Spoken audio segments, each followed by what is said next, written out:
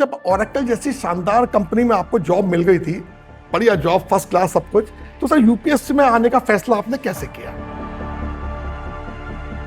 अगले 40 साल या 35 साल मेरे को कंप्यूटर के सामने ही बैठना है। जब पहली बार आपका यूपीएससी में 277 रैंक आ गई, फिर दोबारा कोशिश करने का फैसला ऐसे क्यों किया? पर मेरे को लगा कि थोड़ा अपनी रैंक इम्प्रूवमेंट के लिए जाया जाए। सर दूसरे प्रयास में ऐसा क्या बदला जिसकी वजह से आपने इतना जंप किया 277 से सीधा 84? कि कई जगहों पे मुझे लगता था कि पिछली बार गलतियां हो गई, कुछ चूक गया मैं। नमस्कार, ड्रीम संकल्प न्यूज टॉक शो में आप सबका स्वागत है। मैं बोलूंगा तो बोलोगे कि बोलता है। आज इस खास पॉडकास्ट में हमारे साथ हैं सृजित कुमार जी, जिन्होंने आईआईटी कानपुर से कंप्यूटर साइंस इंजीनियरिंग की पढ़ाई की। उसके बाद ओरेकल में 2 साल काम किया और फिर यूपीएससी की तैयारी शुरू करी। अपने दूसरे ही प्रयास में उन्होंने यूपीएससी सीएससी 2025 में 84th रैंक हासिल कर ली, जबकि पहले प्रयास में उन्होंने 277 रैंक प्राप्त की थी। उसके साथ IRS custom and indirect tax सेवा मिली थी उनको।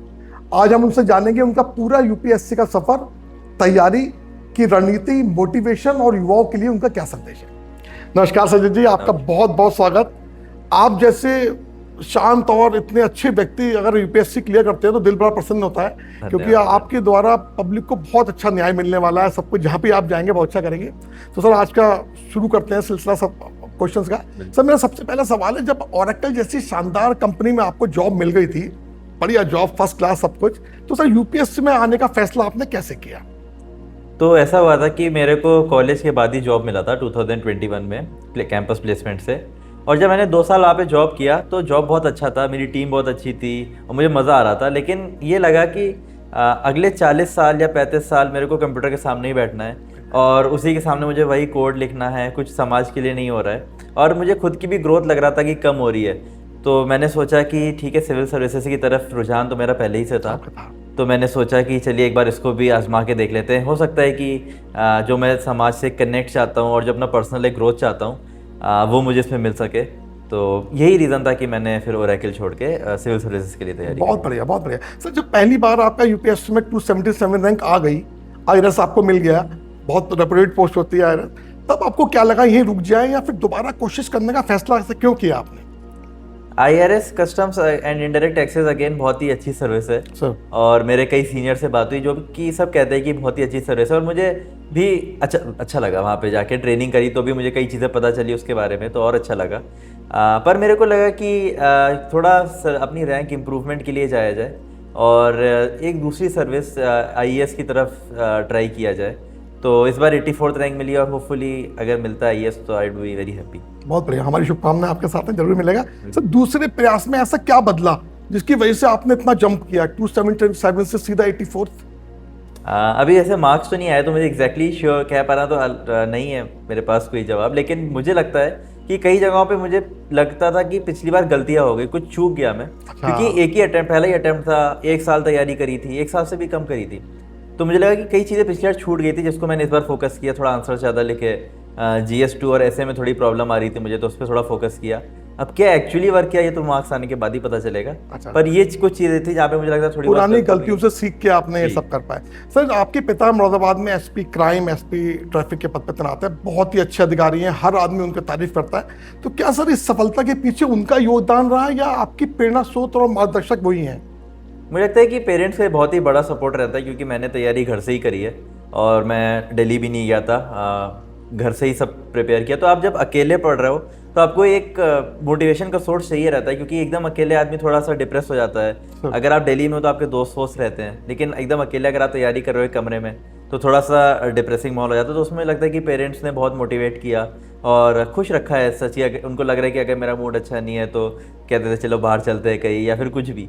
तो मुझे लगता है कि इस सब में पेरेंट्स का बहुत बड़ा रोल होता है इस जर्नी में। बहुत बढ़िया। तो जैसे आजकल के युवा यूपीएससी की तैयारी शुरू करते हैं लेकिन बहुत जल्दी वो मोटिवेशन खो देते हैं अपना, और आप उन्हें क्या सलाह देना चाहेंगे कि वो मोटिवेशन अपना बनाए रखें और डिप्रेशन में ना जाएं? मुझे लगता है मोटिवेशन खोने का सबसे बड़ा रीज़न सोशल मीडिया है, क्योंकि हम सोशल मीडिया पे फिर दूसरों को देखते हैं कि वो क्या कर रहे हैं, कोई घूमने जा रहा है, कोई पार्टी कर रहा है, तो आपको उसको देख के दुख होता है, आपको लगता है कि यार मैं तो ये सब कर नहीं रहा हूँ, मेरी ज़िंदगी निकलती चली जा रही है। तो मेरा तो सबसे पहला सजेशन ये रहेगा कि सोशल मीडिया से दूर हो जाएं, क्योंकि उस पर लोग अपनी बहुत बढ़ा चढ़ा के दुनिया दिखाते हैं और आप फिर उसको कंपेयर करके दुखी होते हैं। अगर आप एस्पिरेंट्स के आसपास ही रहेंगे तो आप सब देखोगे कि आप सब एक ही नाव में हो, वो भी पढ़ रहे हैं, हम भी पढ़ रहे हैं, तो आपको इतना बुरा नहीं लगेगा, आप मोटिवेटेड रहोगे। तो आप दूसरों से कंपेयर करना बंद करें और खुद से मोटिवेशन ढूंढें और अपने सेम माइंडसेट वाले लोगों के आसपास रहें, तो मुझे लगता है कि उससे आप लंबा सस्टेन कर पाएंगे इस जर्नी में। बहुत बढ़िया संदीप सर, बहुत बढ़िया सर। आपका डेली रूटीन कैसा था? एक यूपीएससी स्टूडेंट के लिए रोज कितने घंटे पढ़ना जरूरी होता है सर?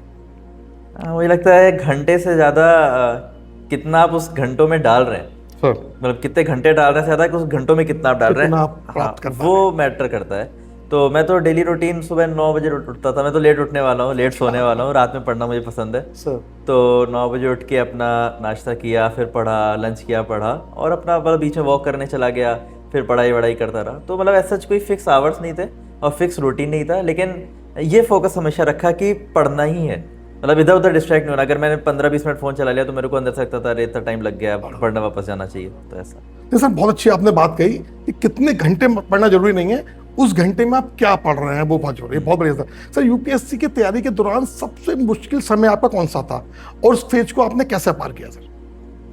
ऐसा सच कोई बहुत मुश्किल समय नहीं था, क्योंकि भगवान की कृपा से और आशीर्वाद से कि सब कुछ मुझे तुरंत मिलता गया। फर्स्ट अटेम्प्ट में भी रैंक मिली, सेकंड अटेम्प्ट में भी उससे इम्प्रूवमेंट मिला। लेकिन मुझे लगता है कि आप ये जर्नी लंबी है, और जैसा मैंने बताया कि मैं एक ही कमरे में बैठ के पढ़ता रहता था और काफ़ी टाइम तक घर से बाहर भी नहीं निकलता था, पढ़ता रह रहा हूँ, तो वो डिप्रेसिंग हो जाता है एक पॉइंट के बाद कि आप किसी से मिलजुल नहीं रहे, किसी से बात नहीं कर रहे हैं, और अपने दोस्तों से ही बात नहीं कर सकते क्योंकि वो अपनी कॉर्पोरेट में, वो लोग अपनी अच्छी लाइफ जी रहे हैं, वो अपनी स्टोरी सुनाएंगे तो आपको भी लगेगा कि यार मैं क्या कर रहा हूँ, फिर डिप्रेस होने लगेंगे। तो वो जो अकेलापन वाला पार्ट है वो मुझे लगता है थोड़ा सा डिप्रेसिंग है। सर सोशल मीडिया और मोबाइल के दौर में अपने आप को फोकस बनाए रखना, अपने मोटिवेशन पे आपने अपने आप को कैसे डिसिप्लिन रखा सर? बिल्कुल सोशल मीडिया से दूर कैसे रख पाए सर आप? सोशल मीडिया पहले तो डीएक्टिवेट ही कर दिया, इंस्टाग्राम वगैरह। बाकी फ़ोन में डिजिटल डिटॉक्स नाम का एक ऐप आता है, वो आपका फ़ोन लॉक कर देता है। तो आप जो है उसमें शेड्यूल कर दिए कि अगले 2-3 घंटे जो है मेरा फ़ोन लॉक रहे, तो आप उसको चाह के भी नहीं खोल सकते हैं। तो ऐसा कुछ मेरे फ़ोन में बहुत इंपॉर्टेंट आता भी नहीं है। तो 2-3 घंटे के लिए लॉक कर दिया, और अपना फिर अब मैं चाह के भी वो फ़ोन उठा नहीं सकता, क्योंकि खोलूँगा तो कुछ नहीं, काली स्क्रीन दिखेगी और कुछ दिखेगा नहीं, तो फिर कुछ चारा नहीं है, वापस पढ़ने बैठ जाता था। बढ़िया सर। आईटी बैकग्राउंड होने से यूपीएससी की तैयारी में सर कितना फायदा होता है या कुछ नुकसान होता है? ऐसा कुछ फ़ायदा और नुकसान नहीं, क्योंकि दोनों बहुत ही अलग एग्जाम्स हैं। अच्छा। एक फ़ायदा ये कह सकते हैं कि आईआईटी की पढ़ाई में आपको काफ़ी घंटे बैठ के पढ़ना पड़ता है, क्योंकि वो एग्ज़ाम भी टफ है। तो जो एक बच्चों के अंदर शुरू में थोड़ा सा मोमेंटम की कमी होती है कि इतने घंटे बैठ नहीं पा रहे हैं पढ़ने के लिए, वो नहीं होती है। तो क्योंकि मैं पहले 10th 11th 12th में इतने घंटे बैठ के पढ़ चुका हूँ, तो मुझे बस वो वापस लगा के अच्छा मैं उसी फेज़ में वापस चला गया हूँ कि अच्छा वही तो करना है जो थोड़े साल पहले किया था। तो वही पढ़ते पढ़ते। सर हाई स्कूल इंटर में सर कैसा रिजल्ट रहा सर आपका? हाई स्कूल इंटर में कुछ खास नहीं। हाई स्कूल में 10 सीजीपीए था, तब सीजीपीए चलता था सर, और इंटर में 91% था, तो वो तो कुछ ओके ही था। सर यूपीएससी स्टूडेंट्स के लिए सबसे बड़ी ऐसी क्या गलती है जो उनको नहीं करनी चाहिए? सबसे बड़ी गलतियां तो बहुत सारी हैं। सबसे बड़ी जो आपको लगता है कि इससे दूर रहो, बिल्कुल ये नहीं करनी है। एक तो मुझे लगता है सोशल मीडिया से आप दूर रहें, बिल्कुल दूर रहें। कुछ भी ऐसा इंस्टाग्राम पे कुछ ऐसा वो नहीं आने वाला जो आपको लगता है कि आपको सिलेक्शन दिला दे बेकार की जगह। सेकंड है कि आप ना बहुत, क्योंकि इतना सारा मटेरियल है तो आप फिर सब जगह से पढ़ना स्टार्ट करते हो, ये पढ़ ले ये पढ़ ले ये पढ़ ले, उससे नहीं होता है। थोड़ा मटेरियल है उसको ध्यान से पढ़ें, 10 बार पढ़ें, 20 बार पढ़ें। इससे अच्छा कि आप 20 किताबें पढ़ रहे हैं, उसी किताब को 20 बार पढ़ लें, उसी किताब। तो वो असली चीज़ है, क्योंकि आप वो चीज़ लिख पाएंगे अगर वो 20 बार आपने पढ़ा है। तो अगर आप 20 अलग अलग किताबें लिखेंगे आप सब भूल जाएंगे, आपको कुछ याद नहीं आएगा। तो वही चीज़ अगर आप बार बार पढ़ेंगे तो वही फ़ायदा है आपका। तो मुझे लगता है आपने अभी कहा कि 10 घंटे पढ़ना जरूरी नहीं है, उस घंटों में हम क्या पढ़ रहे हैं बहुत जरूरी है। बहुत बढ़िया सर। अगर कोई छात्र अभी 12वीं में है या कॉलेज में है तो उसे भविष्य में यूपीएससी की तैयारी करना चाहता है अगर वो, तो उसे अभी से क्या तैयारी करनी चाहिए सर?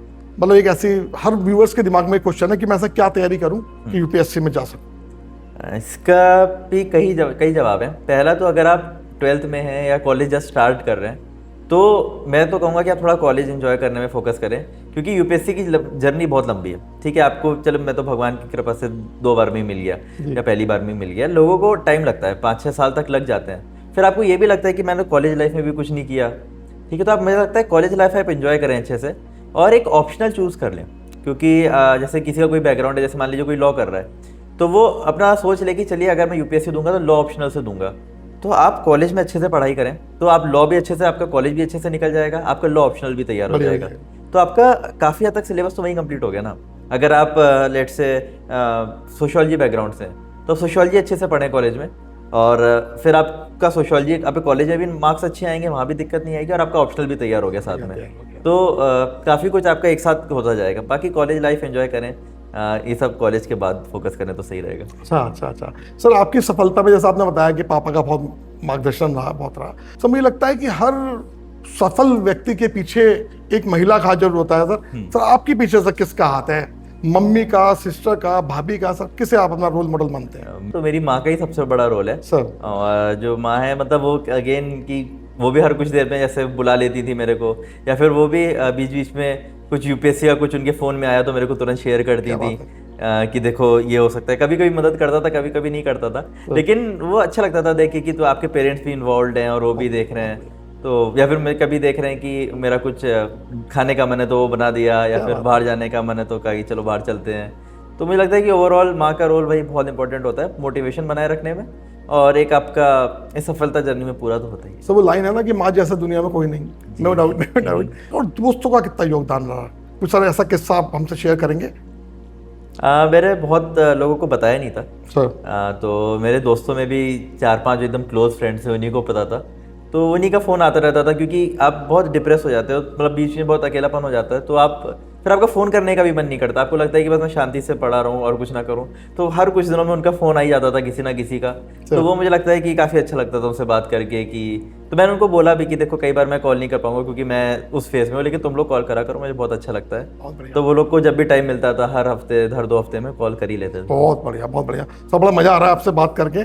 और सर एंड में सर एक क्वेश्चन कि देश के युवाओं और यूपीएससी स्टूडेंट्स के आपका एक मोटिवेशनल मैसेज क्या हो सकता है एक लाइन में, कि ये बहुत ज़रूरी चीज़ है आने वाले टाइम में, जो आपने सीखा, एक्सपीरियंस लिया आपने? मुझे लगता है कि जो भी आप कर रहे हैं ना, मतलब हो सकता है आप स्पोर्ट्स में हो, कुछ भी आप कर रहे हो, पढ़ाई कर रहे हो, उसको आप दिल लगा के करें, ठीक है। कई लोग हाफ हार्टेडली करते हैं कि पढ़ भी रहे हैं लेकिन मन भी नहीं कर रहा है, फिर वो घंटे भी डाल रहे हैं, फिर कह रहे हैं हमारा सिलेक्शन भी नहीं हो रहा है। ऐसा नहीं है, अगर आपको करना है तो पूरी जी जान से करिए, पूरी जी जान लगा के करिए, तभी होगा। वरना इतना कंपटीशन है स्टेज पे कि आप अगर हाफ हार्टेडली कर रहे हैं ना तो फिर बहुत मुश्किल है, क्योंकि और लोग जो है, अगला बंदा जो है वो पूरी मेहनत डाल रहा है, अगर आप उस पूरे दिल से नहीं कर रहे हैं वो चीज़ तो फिर आपको पीछे ही रह जाएंगे। कंपटीशन है एक। सर बड़ा अच्छा लगा आपसे मिलके, आप बहुत व्यस्त होंगे, तांता लगा हुआ है आप लोगों के पास इस टाइम, शुभकामनाओं का। आपने इतना टाइम सर हमको दिया, बहुत बहुत धन्यवाद सर। और एक छोटा सा मोमेंट हो सर, ताकि आप हमारी ड्रीम फाउंडेशन की टीम को याद रखें और कभी भूल ना पाए। थैंक यू सर, बहुत अच्छा लगा। मुझे लगता है कि हमारे व्यूअर्स को बहुत फायदा पहुंचेगा आपके स्पीक से, बहुत फायदा। धन्यवाद सर।